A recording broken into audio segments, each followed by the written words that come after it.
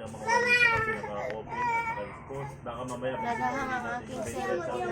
magkaroon tayo ng problema sa wiring. Kaya nililinisin muna natin yung socket ng ating CDI. So ito na mga katropa, yung socket ng CDI. Inalis na natin yung nilagay nilang 4-pin socket. Pagkatapos natin malinis yung socket ng CDI natin, yung red wire, yung main supply ng ating positive, pwede na natin itong ilagay doon sa ating yan, sa ignition switch. Merong red wire dito na pinutol nila, ilalagay natin itong red wire papunta doon sa susiyan natin. So dito na rin pinagaan.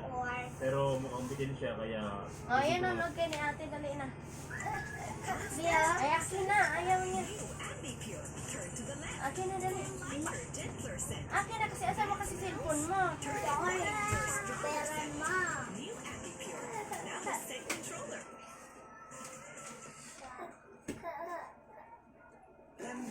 mo. Skip mo na.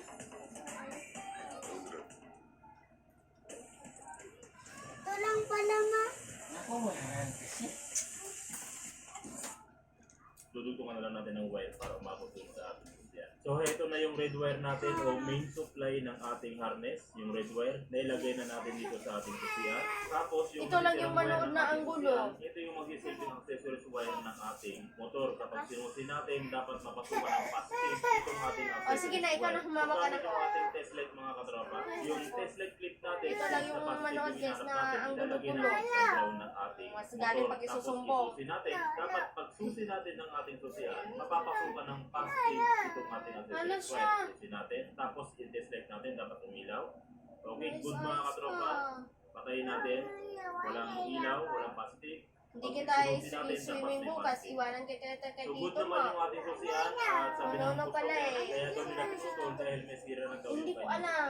Pero dito Eh, naman sino natin bang- magte-test light Oh, good sigurado naman ka yung daw. ating Kasi susian yung dahil pag-alarm pag ko ba? sinusin natin, pumapasok naman yung positive doon sa ating accessories wire. Dito sa harness ng motorcycles mga katropa, yung coding ng ating accessories wire ay kulay orange. So dito, mayroong orange wire na pinutol sila. Siyempre, Ito kailangan na lang ng yung maaga ilalagay din natin ni dito anak sa mo ating malingki susian. pag makakain tayo ng Susukan natin maaga. yan. Tapos ipapagapag natin hanggang susian dito sa orange wire kung saan pinutol nila yung ating accessories. Yan natin siya ilalagay para pag sinusi mo, masusupply ng positive yung ating accessories wire. So ito na mga katropa yung ating orange wire o accessories wire ng ating Suzuki, Shogun, lahat ng Suzuki na brand, kulay orange yung kanilang accessories. Alam mo naman So kung pag tapos na natin mag-cellphone tayo, i-wiring hindi tayo yung ating susian, maka-cellphone eh. ilagay na natin yung dalawang wire niya. Dito naman tayo sa socket ng ating CDI. Sa socket ng CDI mga katropa, isa-isa natin i-test light dito kung mayroon bang Ayaw nga naalala ko yung inano niya, sabi ni binuhat niya.